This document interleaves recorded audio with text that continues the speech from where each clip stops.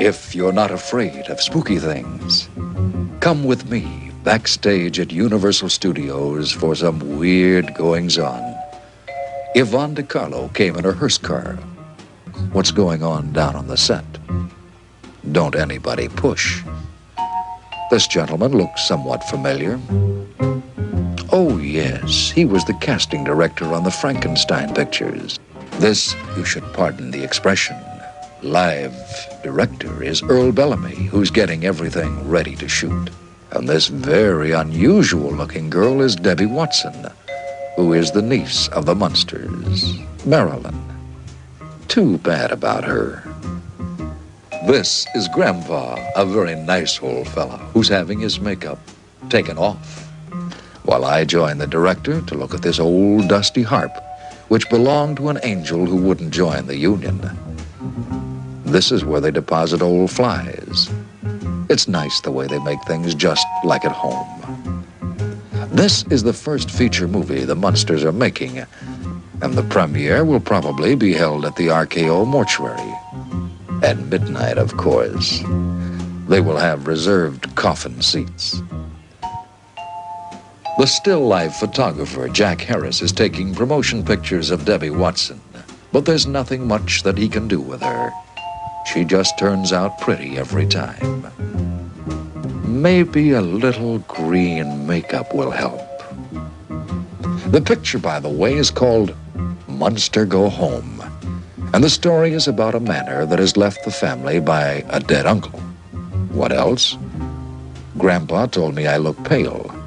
I'll tell you more about the fascinating story in a minute, but now let me show you something very unusual. A schoolroom right on the set, and they have the younger people like Debbie and Butch Patrick, who plays Eddie, study their lessons. Back on the set, which is really an old gravesite, Yvonne personally gives me the latest obituary list, which she gets direct from Herman, who works in a mortuary. He's a very playful fellow. Well, for those of you who had enough courage to watch this, we've shown you how they prepare to make a movie with very glamorous people in Hollywood.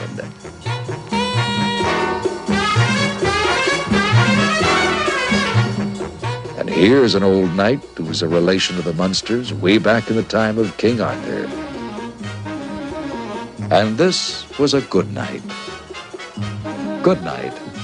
You've got so much to talk about, your stage background. But first of all, I got to ask you about this.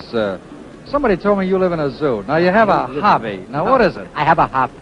Really. I'm a herpetologist.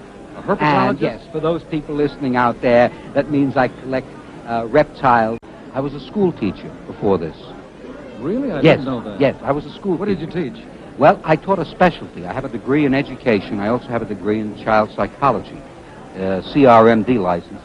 And I taught children who had a emotional problem due to a physical handicap, such as cerebral palsy, mongoloid birth, cleft palate, chemical imbalance, prenatal brain damage. I taught those children. I have to ask you, Al, what is the normal reaction of this type of a child to comedy? Of this particular type of child? Yes. Do they understand it? I would say that mostly that they do understand the very broad slapstick type of comedy. If it involves a great deal of dialogue, such as basic situation comedy, then they don't. They do not. It's very difficult. Very difficult. I can imagine this must have been of an experience in your life. Yes, it was. It is amazing. It can take as much as a year. It took me a year to teach a child to say one sentence, and that sentence was that he had to leave the room to go to the bathroom. It's really very difficult. Usually you teach about 6 children in a class. These are private schools because most of these children, unfortunately, are given away to institutions, but those that are kept are sent to private institutions. There are very, very few, practically none, no Board of Education in the entire United States that has a setup for these type of children. There's just not the teachers there for it, and there isn't the money for it. Al, you're an amazing man with that background of yours, and I know that you're... Yes, I am. And you're my mother loves I don't know what the medal's for, but I can't the Munsters... I'll tell you off the air, though. Oh? It's a very, very secret. I can't tell you. Thank you very much, Al Lewis. Thank you, Sal. Great show. I Thank love you. your show. Thank Really. you very I much. watch it, really, and I love it. Do you mind if we have our picture taken? Thank you, Al. Man, Mother. He's quite a man, Al Lewis. Carolyn, what are the real pleasures of your profession? Well, there are... You ever stop to count them? Oh, there's so many. It's we have several Thanksgiving days in show business.